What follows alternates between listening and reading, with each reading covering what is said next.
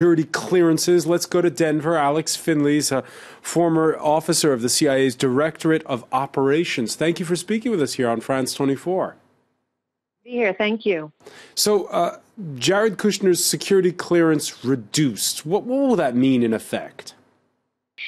Well, we still don't actually know because, as you reported right there, President Trump, of course, still has the right to provide that information to Kushner if he so chooses.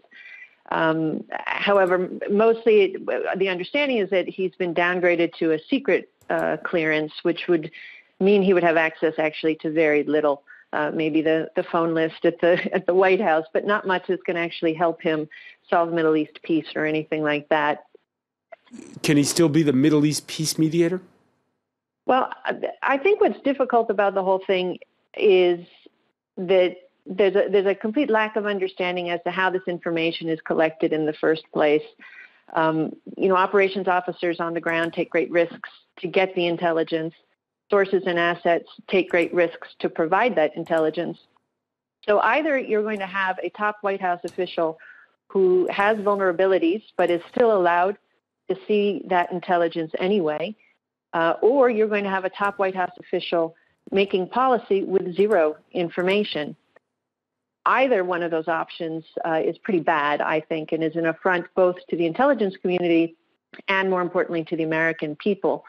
I simply don't understand how you can go into top-level negotiations without understanding who you're facing, getting leadership profiles and understanding the people that you'll be talking to, understanding what their negotiating points are, what their talking points will be, and understanding our own tools that can be leveraged in getting sort of the best deal for the United States.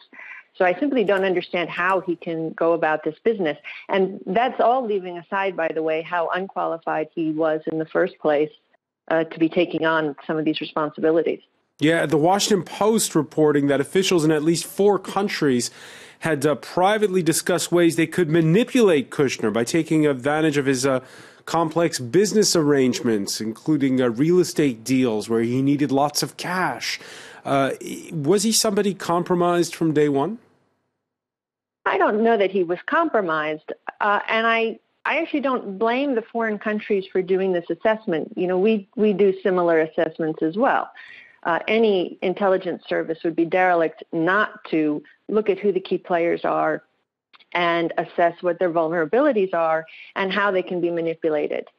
The problem that I see here is that, first of all, this particular White House isn't interested in doing the same thing themselves. They seem to have avoided briefing books. They're not using the experts they have around them, and they just have very little understanding of how to use the intelligence that is available to them and how to use it as a tool to benefit the United States.